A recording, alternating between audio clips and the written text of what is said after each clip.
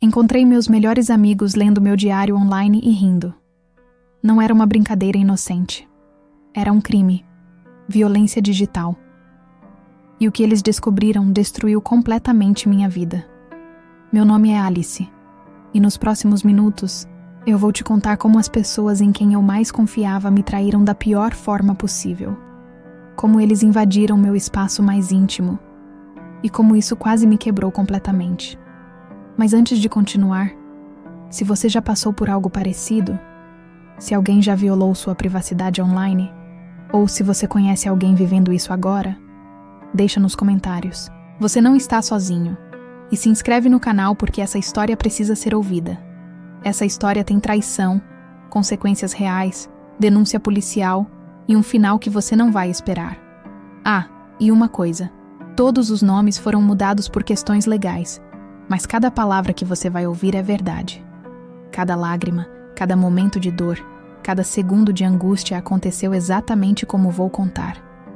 Tudo começou 3 meses atrás. Eu tinha acabado de criar um diário digital. Achei que estava seguro.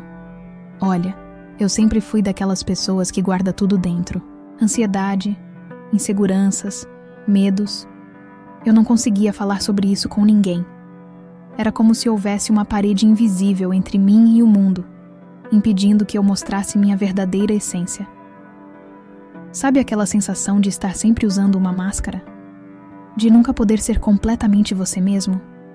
Era assim que eu me sentia todos os dias. Então decidi criar um diário online, uma plataforma privada, com senha, criptografia, ou pelo menos era o que eu achava. Passei horas pesquisando as melhores opções, lendo reviews, comparando recursos de segurança. Escolhi uma plataforma que prometia criptografia de ponta a ponta, armazenamento seguro, proteção contra invasões. Criei uma senha complexa, com letras maiúsculas, minúsculas, números e símbolos. Ativei a verificação em 2 etapas. Fiz tudo o que os especialistas em segurança digital recomendam. Ou pelo menos achei que tinha feito. Ali eu colocava tudo. E quando eu digo tudo, é tudo mesmo. Meus sentimentos sobre pessoas próximas, sem filtros, sem medo de magoar alguém porque ninguém ia ler. Crushes que ninguém sabia. Aquelas paixões secretas que a gente esconde por medo da rejeição ou do julgamento. Problemas familiares sérios, situações delicadas envolvendo pessoas que eu amo, conflitos que eu não sabia como resolver. Minhas inseguranças mais profundas, aquelas que me acordavam às 3 da manhã em suor frio. Pensamentos que eu tinha vergonha de admitir até para mim mesma. Situações constrangedoras que eu nunca contei para ninguém. Aqueles momentos que fazem você querer desaparecer só de lembrar. Era meu espaço sagrado. O único lugar onde eu podia ser 100% eu mesma.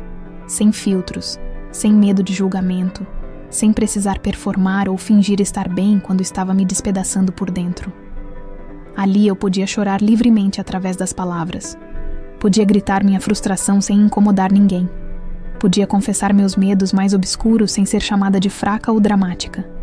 Era minha terapia gratuita, meu refúgio, minha âncora em dias difíceis. Os amigos dessa história, vamos chamá-los de Lucas, Maria e Pedro. A gente se conhecia há anos. 5 anos para ser exata. Nos conhecemos no início do ensino médio e rapidamente nos tornamos inseparáveis. Éramos aquele grupo de amigos que todo mundo conhecia, que estava sempre junto, que tinha códigos próprios e piadas internas que mais ninguém entendia. Fazíamos tudo juntos, estudávamos juntos, saíamos nos fins de semana, comemorávamos aniversários, chorávamos juntos quando algo dava errado. Eu confiava neles com minha vida. Literalmente, compartilhava senhas de algumas coisas menos importantes.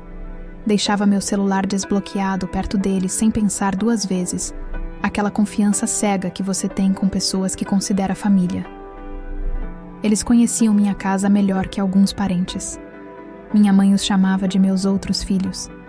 Era aquele tipo de amizade que a gente acha que vai durar para sempre, sabe? Aquela que você vê em filmes e pensa, sim, é isso que eu tenho. Amigos de verdade. Essa confiança foi meu maior erro.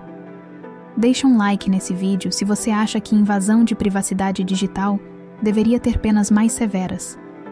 Quero muito saber a opinião de vocês sobre isso. Porque o que aconteceu comigo não deveria acontecer com mais ninguém. Nunca. Tudo começou de forma sutil. Uma terça-feira normal, dessas que não parecem diferentes de nenhuma outra. Eu estava na aula de história, meio entediada, rabiscando no caderno enquanto o professor explicava sobre não lembro mais o quê. Meu celular vibrou. Era uma mensagem de um número desconhecido. Normalmente eu ignoraria, pensando ser spam ou propaganda, mas algo me fez abrir. E ali estava. Uma screenshot do meu diário, de uma entrada super pessoal sobre algo extremamente íntimo envolvendo meus sentimentos em relação ao meu próprio corpo, inseguranças profundas que eu mal conseguia admitir para mim mesma. Meu coração parou. Literalmente congelei ali, sentada na minha carteira, olhando para aquela tela como se ela fosse explodir a qualquer momento. O barulho da sala desapareceu. Tudo ao meu redor ficou embaçado. Só existia eu e aquela mensagem. Como alguém tinha aquilo? Como? Minhas mãos começaram a tremer. Senti meu estômago revirar. Uma onda de náusea subiu pela minha garganta. Pensei que tinha sido hackeada por um estranho. Que meu computador tinha vírus. Que tinha sido uma falha de segurança da plataforma. Comecei mentalmente a refazer todos os meus passos online nos últimos dias. Tinha clicado em algum link suspeito? Tinha baixado algo estranho? Tinha acessado meu diário em alguma rede pública? 1000 possibilidades passaram pela minha cabeça em segundos. Respondi a mensagem com dedos trêmulos. Quem é você? Como você conseguiu isso? Cada segundo esperando a resposta parecia uma eternidade. Meu coração batia tão forte que achei que todos na sala pudessem ouvir. A resposta veio na hora, em menos de 1 minuto que pareceu durar horas. Relaxa, somos nós. E então veio a foto. Era o número de Maria, com Lucas e Pedro ao lado dela. Todos os 3 rindo. Aquele tipo de riso que você faz quando acha algo hilário, quando está se divertindo muito. Estavam rindo de mim. Eu não conseguia processar. Meus amigos, as pessoas que eu mais confiava no mundo inteiro. Como? Por quê? O que eles estavam fazendo? Minha mente se recusava a aceitar o que meus olhos estavam vendo. Deve ser um engano, pensei. Deve ter alguma explicação. Talvez alguém tenha roubado o celular da Maria. Talvez seja um hack. Alguém se passando por eles. Eu procurava desesperadamente por qualquer explicação que não fosse a verdade óbvia e dolorosa diante de mim. Pedi para sair da aula alegando que estava passando mal, o que não era mentira. Corri para o banheiro e liguei na hora, voz tremendo tanto que mal conseguia formar palavras completas. O que vocês estão fazendo? Como vocês entraram no meu diário? Quando? Por quê? Eu não parava de fazer perguntas, uma atrás da outra, sem nem dar tempo para responderem, porque parte de mim não queria ouvir as respostas. A resposta que eu recebi me gelou da cabeça aos pés. Foi o Lucas quem falou, naquele tom casual, como se estivéssemos conversando sobre o tempo. Ah, relaxa. A gente só quis ver o que você escreve. É engraçado demais. A gente está aqui há horas lendo, você escreve cada coisa. E então aquela risada de novo. Aquela maldita risada que ecoaria na minha cabeça por meses. Engraçado. Eles acharam engraçado invadir meu espaço mais privado. Acharam engraçado ler meus pensamentos mais íntimos. Acharam engraçado ver minha vulnerabilidade exposta. Eu implorei para eles apagarem tudo, deletarem, nunca mais olharem. Minha voz saiu em um tom que eu não reconheci, desesperado, suplicante. Por favor, apaguem isso. Promete que vão apagar. Promete que não vão contar para ninguém. Por favor. Eles prometeram. Houve uma pausa, alguns segundos de silêncio, que me deram uma falsa esperança. Então a Maria falou: Tá bom, foi mal, a gente apaga. Desculpa, a gente não sabia que você ia ficar tão chateada. Foi só uma brincadeira. Desliguei o telefone tremendo, chorando. sentada no chão frio do banheiro da escola. Mas achei que tinha acabado ali. Achei que eles tinham entendido, que iam respeitar meu pedido, que nossa amizade significava algo para eles. Eu estava errada, muito errada, porque o que veio depois foi infinitamente pior do que eu poderia ter imaginado nos meus piores pesadelos. 3 dias depois, numa sexta-feira que deveria ser o início de um fim de semana relaxante, meu celular explodiu. Mensagens. Dezenas delas. Centenas. Notificações chegavam tão rápido que meu celular travava. De pessoas da escola, pessoas que eu mal conhecia, do meu trabalho de meio período, conhecidos distantes, amigos de amigos. Todos tinham visto. Meu diário estava em grupos de WhatsApp. Estava no Facebook. Estava no Twitter. Estava viral. Eles não apagaram. Eles espalharam. E não foi um acidente. Não foi um descuido. Foi deliberado, planejado, cruel.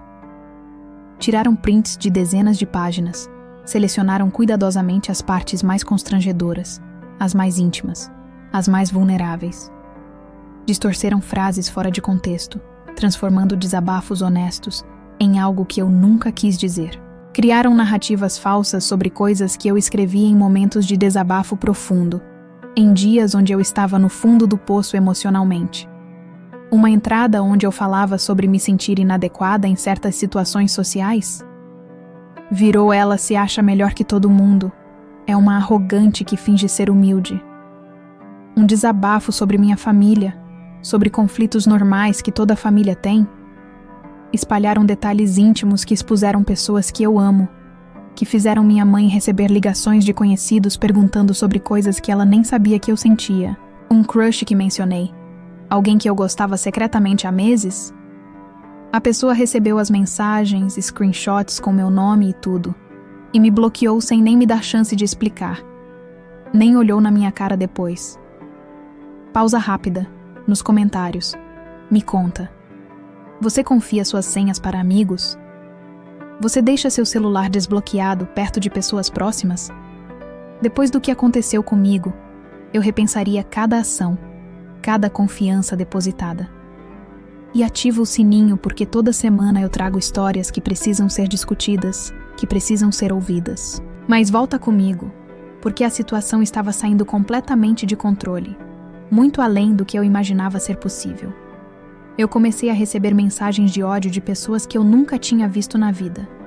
Gente que não me conhecia, que nunca tinha trocado uma palavra comigo, mas que se sentia no direito de me julgar baseado em fragmentos tirados de contexto do meu diário pessoal. Chamavam-me de falsa, de duas caras, de pessoa horrível. Diziam que eu merecia sofrer, que eu era um lixo de ser humano. Memes foram criados com trechos do meu diário. Alguém fez uma montagem com minha foto e frases que eu tinha escrito, distorcidas para parecer piores do que eram. Eu virei piada. Virei a garota do diário. Viraram até trending topic local. Pessoas que eu não conhecia debatiam sobre minha personalidade, sobre se eu era boa ou má pessoa, sobre se eu merecia ou não empatia. Era surreal. Era pesadelo.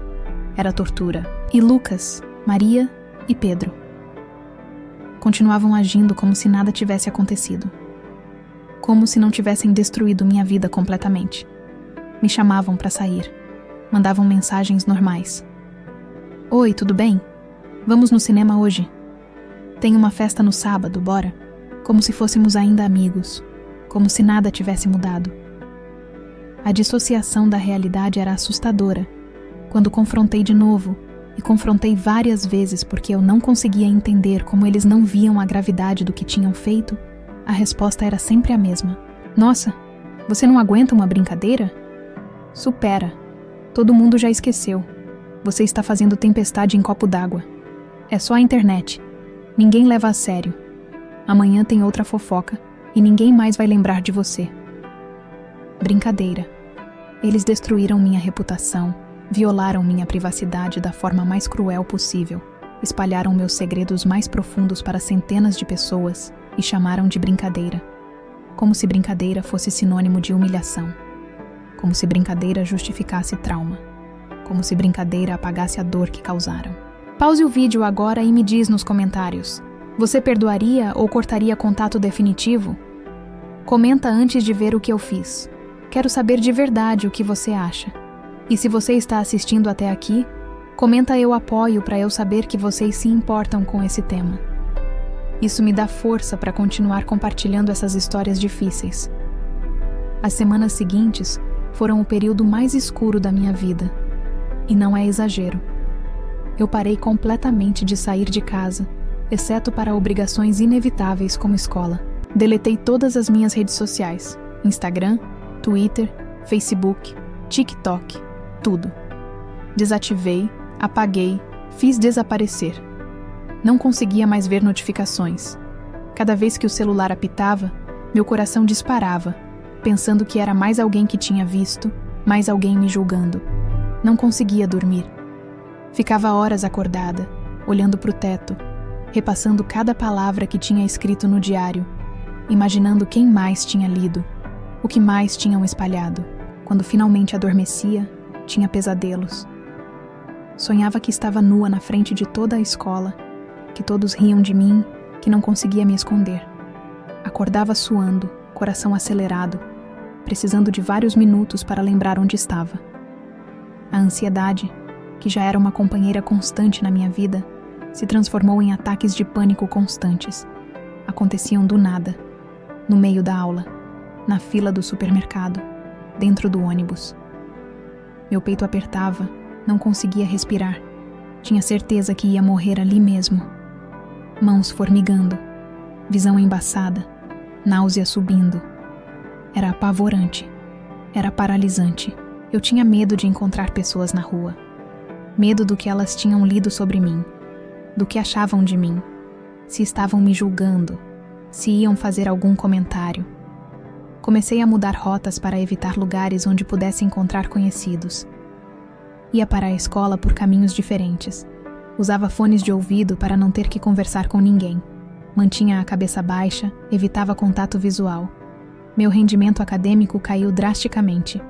Eu, que sempre fui boa aluna, que tirava notas altas sem muito esforço, comecei a reprovar em provas. Não conseguia me concentrar. As palavras no papel não faziam sentido. Tudo o que eu conseguia pensar era no diário, nas pessoas rindo, nos comentários maldosos. Professores perguntavam se estava tudo bem. Eu mentia. Dizia que sim, que estava apenas cansada. Relacionamentos se deterioraram. Não só com Lucas, Maria e Pedro, mas com outras pessoas também. Amigos que não tinham nada a ver com a situação começaram a se afastar, porque eu não era mais divertida. Porque eu estava sempre cabisbaixa, sempre triste, sempre distante. Eu não os culpo. Quem quer ficar perto de alguém que é só tristeza? Minha família percebeu que algo estava errado. Minha mãe me perguntava todos os dias o que tinha acontecido. Você está diferente, Alice. O que houve?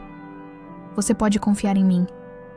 Mas eu tinha tanta vergonha que não conseguia contar. Como explicar que meus próprios amigos, pessoas que ela conhecia e gostava, tinham me feito isso? Que eu tinha sido tão ingênua de confiar neles? Que eu tinha escrito aquelas coisas todas e deixado vulnerável para ser invadido? Eu me sentia culpada. Sentia que tinha sido burrice minha. E o pior, eles continuavam. Não parou com a exposição inicial. Criaram perfis falsos usando informações do meu diário. Se passavam por mim em fóruns online. Mandavam mensagens para pessoas se passando por mim, dizendo coisas que eu nunca diria. Espalhavam mais rumores baseados em frases tiradas de contexto. Ameaçavam expor mais coisas se eu contasse para alguém o que tinham feito. Diziam que se eu denunciasse eles, iam espalhar as piores partes, as coisas mais íntimas que ainda não tinham exposto. Era terrorismo psicológico, tortura digital, perseguição constante. Eu me sentia encurralada, sem saída, sem ninguém para recorrer. Estava completamente sozinha, afogando em um mar de vergonha e dor. Mas então, eu descobri algo que mudou tudo, que foi a gota d'água, que transformou meu desespero em determinação. Eles não apenas leram e espalharam meu diário, eles gravaram, Fizeram vídeos. Vídeos deles sentados juntos lendo meu diário em voz alta, fazendo imitações da minha voz, rindo histericamente, comentando cada entrada como se fosse um programa de comédia. E postaram em uma conta anônima no YouTube. O vídeo teve milhares de visualizações antes de ser removido por violação de privacidade. Milhares. Milhares de pessoas assistindo meus segredos mais profundos sendo ridicularizados. Quando vi aquilo, quando assisti aquele vídeo e vi pessoas que eu amava zombando de mim da forma mais cruel possível, algo quebrou em mim. Mas também, algo despertou. Algo que tinha estado adormecido durante toda essa tortura. Raiva. Não, mais que isso. Determinação, força, resiliência. Eu não ia mais ser a vítima calada. Eu não ia mais aceitar. Eu ia fazer eles pagarem. Legalmente. De todas as formas possíveis. Aquela noite eu não dormi. Mas não foi por causa da ansiedade ou dos pesadelos dessa vez. Foi diferente. Completamente diferente. Foi porque eu estava trabalhando, pela primeira vez em semanas com um propósito claro. Passei a madrugada inteira juntando provas, metodicamente, cuidadosamente, como se minha vida dependesse disso. E de certa forma, dependia. Cada print que consegui recuperar, inclusive aqueles que tinha apagado em momentos de desespero, achando que apagar faria a dor desaparecer. Usei ferramentas de recuperação de dados, vasculhei backups automáticos do celular que nem sabia que existiam, procurei em conversas arquivadas. Cada mensagem, mesmo as que tinha deletado por desespero, querendo esquecer que aquilo tinha acontecido. Cada vídeo humilhante, cada comentário maldoso, cada compartilhamento, cada reação. Salvei URLs, nomes de usuários, perfis completos. Documentei até os comentários que outras pessoas fizeram nos posts sobre mim. Salvei tudo em múltiplos lugares. Não ia cometer o erro de confiar em um único dispositivo. Computador, pendrive, nuvem com senha forte, HD externo que guardei na casa da minha avó, e-mail para mim mesma com todos os anexos. Fiz backup do backup. Criei um documento detalhado no Google Docs com datas precisas, horários exatos, contextos completos de cada situação. Organizei tudo cronologicamente, com índice, marcadores coloridos, como se fosse um processo judicial, porque era exatamente o que ia se tornar. Coloquei links, referências cruzadas, até fiz um timeline visual para facilitar o entendimento. Enquanto trabalhava, as lágrimas caíam silenciosamente, molhando o teclado, embaçando a tela, mas eram diferentes das outras vezes. Antes eu chorava de desespero, de impotência, de vergonha. Agora eu chorava de determinação misturada com dor. Não era só tristeza. Era também raiva canalizada, propósito renovado. A cada screenshot que salvava, eu sentia que estava recuperando um pouco do meu poder que tinha sido roubado. A cada linha que escrevia documentando minuciosamente o que tinha acontecido, cada detalhe que registrava, eu sentia que estava tirando o controle das mãos deles e colocando nas minhas, onde sempre deveria ter estado. No dia seguinte, com os olhos inchados de cansaço, com olheiras profundas que mostravam que não tinha dormido nada, mas com uma determinação que eu não sentia há meses, fui atrás de ajuda real. Primeiro, contei tudo para minha família. Foi a conversa mais difícil da minha vida até aquele momento. Sentamos à mesa da cozinha, eu, minha mãe e meu pai, naquela mesma mesa onde tínhamos jantado tantas vezes, rindo e conversando sobre coisas banais. Comecei a falar, voz trêmula no início, e não consegui parar. As palavras saíam como um rio que tinha sido represado por tempo demais. Tudo saiu. O diário que criei buscando um refúgio seguro, a invasão brutal da minha privacidade, a exposição humilhante, os vídeos cruéis, o bullying implacável, os ataques de pânico paralisantes, as noites sem dormir, o medo constante, tudo. Chorei muito. Minha voz falhava, mas eu continuava. Eles choraram também, e ver a dor nos olhos deles por não terem percebido antes me partiu ainda mais. Mas sabe o que foi incrível? O que mudou tudo naquele momento? Eles não me julgaram, nem por um segundo sequer. Não disseram que eu tinha sido boba em criar um diário online. Não perguntaram por que eu não tinha contado antes. Não minimizaram minha dor. Minha mãe me abraçou tão forte que pensei que ia quebrar, mas era exatamente do que eu precisava. Era o abraço que eu tinha precisado há semanas. Meu pai, que sempre foi homem de poucas palavras, que raramente demonstra emoções intensas, disse algo que vou guardar para sempre gravado no meu coração. Alice, você não fez absolutamente nada errado. Ter sentimentos e escrevê-los não é crime. Buscar um espaço seguro para se expressar é saudável. O crime, o verdadeiro crime, foi o que fizeram com você. E nós vamos fazer justiça. Eu prometo. O apoio incondicional que recebi naquele dia me deu força para continuar, para enfrentar o que viria, para dar os próximos passos que eu sabia que seriam difíceis, dolorosos, mas necessários. Depois, ainda no mesmo dia, porque não queríamos perder tempo, procuramos um advogado especializado em crimes digitais. Meu pai pesquisou durante horas, ligou para vários escritórios, leu avaliações, pediu indicações, encontrou um profissional experiente, com histórico comprovado, em casos como o meu. Casos de invasão de privacidade, cyberbullying, difamação online. E aqui vai uma informação crucial que muita gente não sabe, e que eu mesma só descobri nesse processo doloroso.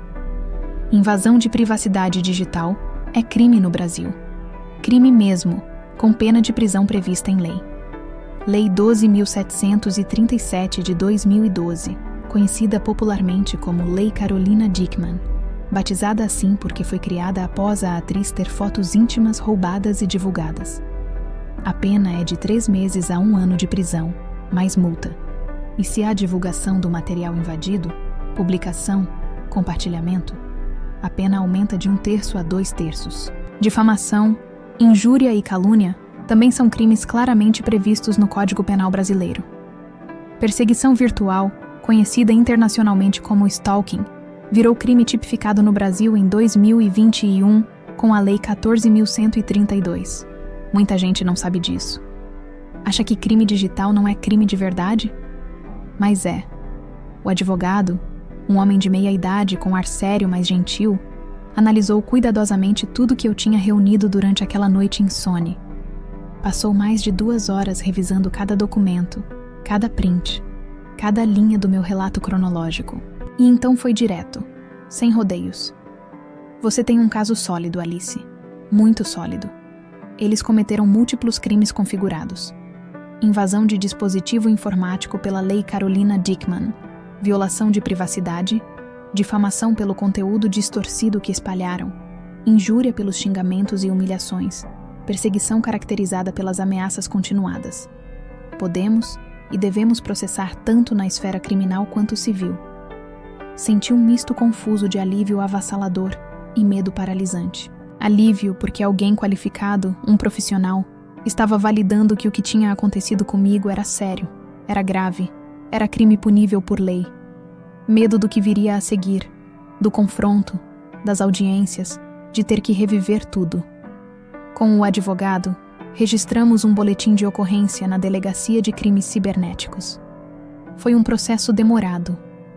O delegado foi super profissional e levou o caso a sério, o que me surpreendeu porque eu tinha medo de não ser levada a sério, de ouvir que era só coisa de internet, que era besteira. Mas não. Ele entendeu a gravidade. Anotou tudo. Pediu cópias de todas as provas. Explicou os próximos passos.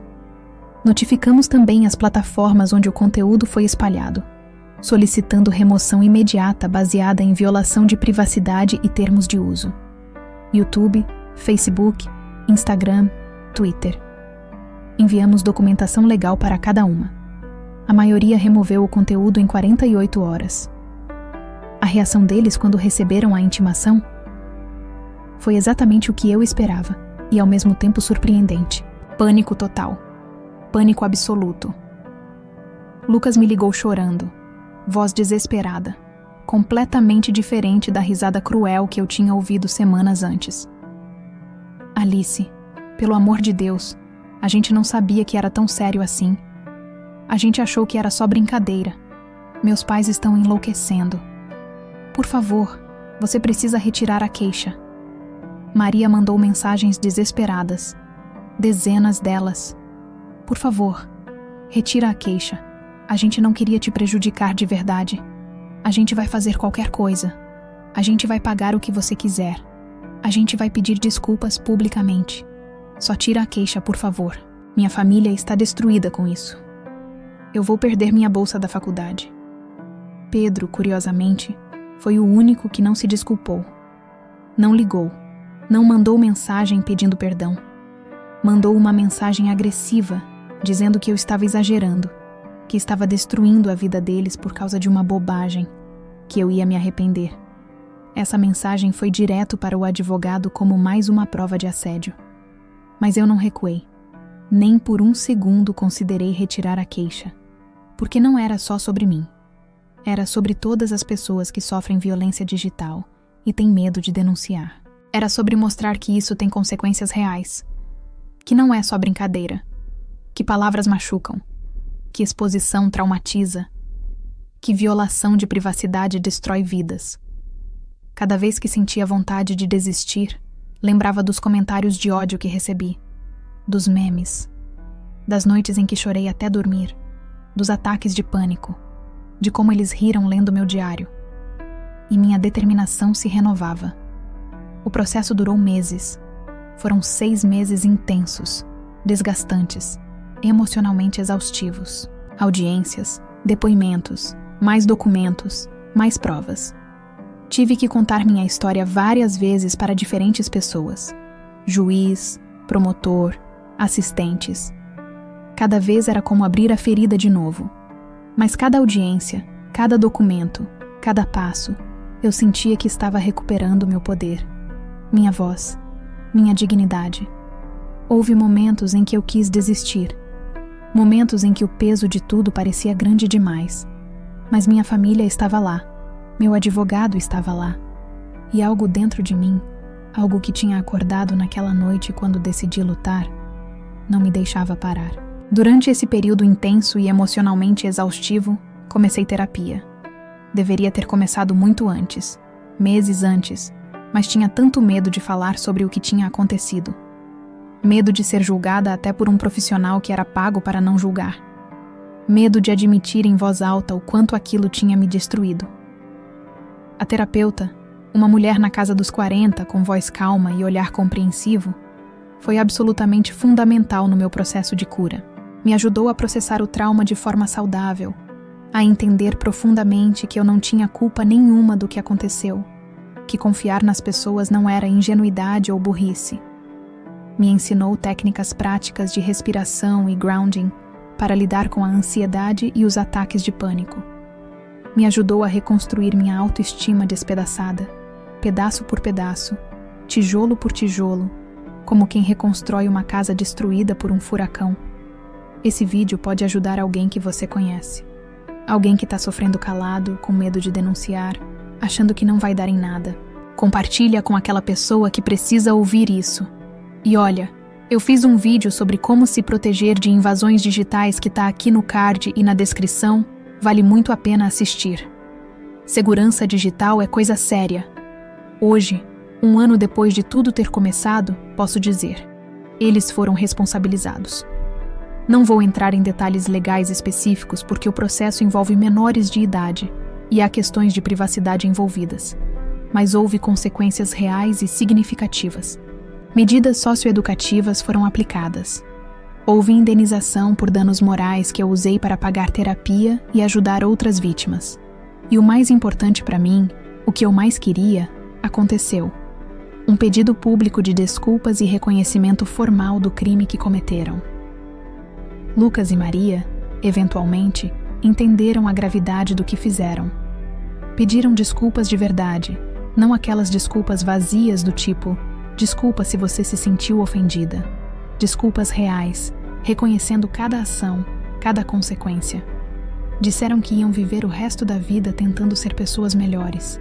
Eu aceitei as desculpas, mas não retomei a amizade. Algumas pontes, quando queimadas, não podem ser reconstruídas. E tudo bem. Pedro nunca se desculpou de verdade. Até hoje acho que ele não entende o que fez de errado. E sabe, não é meu trabalho fazer ele entender. Não é minha responsabilidade educar quem me machucou. Ele vai ter que viver com as consequências das próprias ações. Mas sabe o que foi mais difícil? Não foi o processo legal. Não foram as audiências ou os depoimentos. Foi a reconstrução pessoal. Reaprender a confiar em pessoas. Voltar a me expressar sem medo. Recuperar minha autoestima, minha confiança, minha alegria. Aprender que o que aconteceu não define quem eu sou. Terapia foi fundamental nesse processo. Se você está passando por algo parecido, procure ajuda profissional.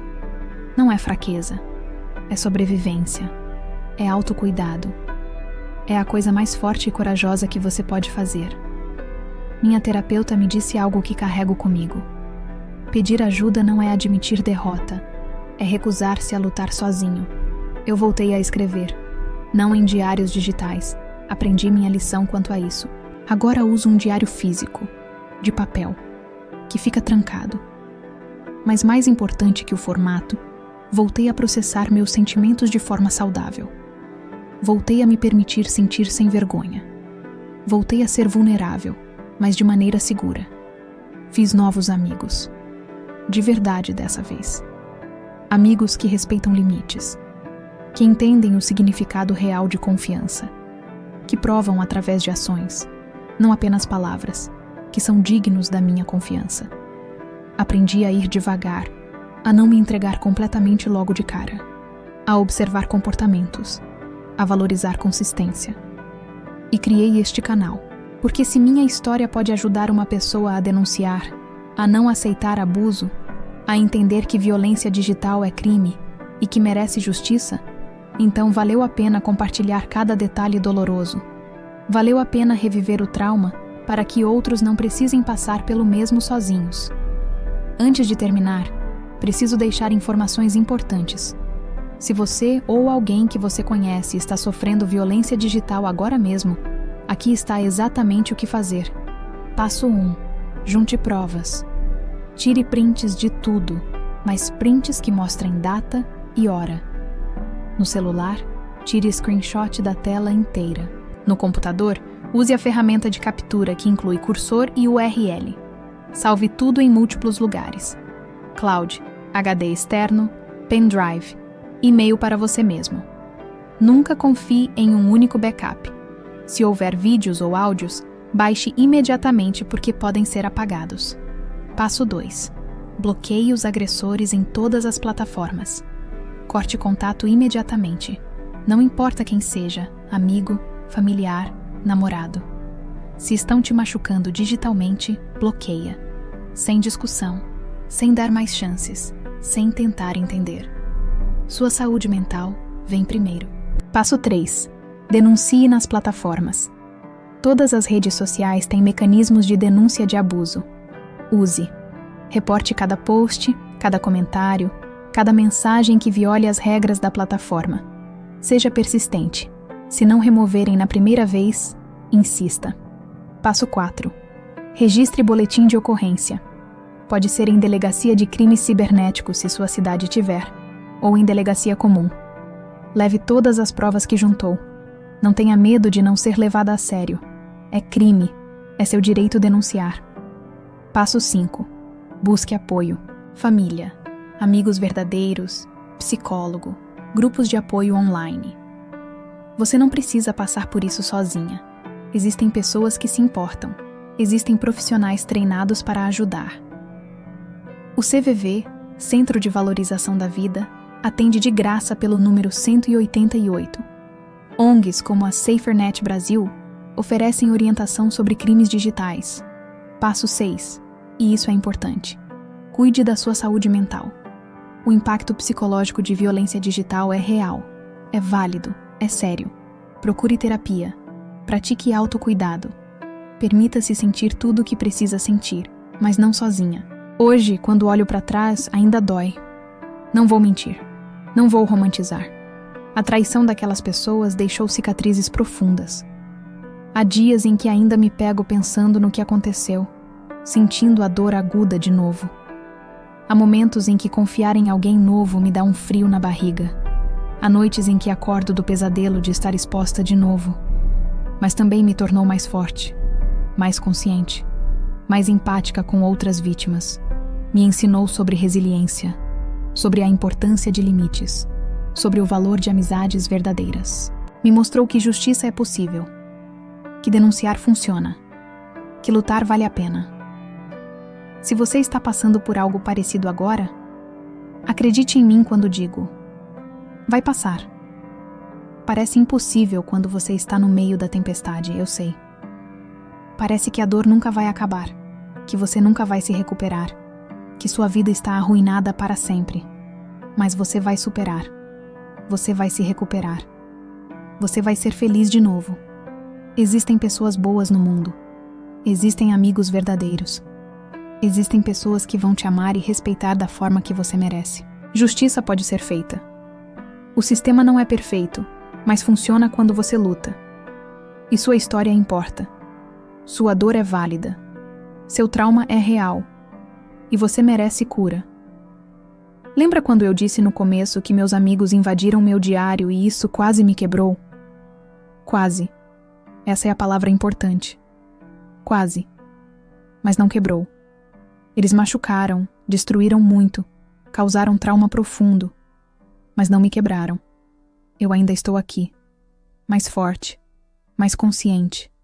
Mais determinada a não deixar que outras pessoas sofram em silêncio. Antes de você ir, nos comentários, responde 3 perguntas para mim.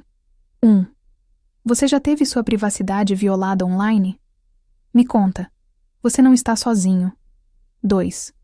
O que você faria na minha situação? Denunciaria ou tentaria resolver de outra forma? 3. Qual história você quer que eu conte no próximo vídeo? Que tema precisamos discutir? Todos os recursos de ajuda, todos os números, todos os sites que mencionei estão fixados nos comentários e na descrição. Tem link para a SaferNet, para o CVV, para a cartilha sobre crimes digitais, para tudo que pode te ajudar se você está passando por isso. Se inscreve no canal, ativa o sininho para receber notificação de vídeos novos toda semana e vamos juntos combater a violência digital. Compartilha esse vídeo. Salva para assistir de novo quando precisar. Manda para quem precisa ouvir. Deixa seu like se essa história te tocou, se te fez pensar, se te deu coragem para denunciar. Você não está sozinho nessa luta. Eu estou aqui. Essa comunidade está aqui. E juntos somos mais fortes que qualquer agressor, qualquer bullying, qualquer violência digital. Te vejo no próximo vídeo. E lembra, sua história importa, sua voz importa. E você merece respeito, privacidade e dignidade. Sempre. Um beijo. E fique bem.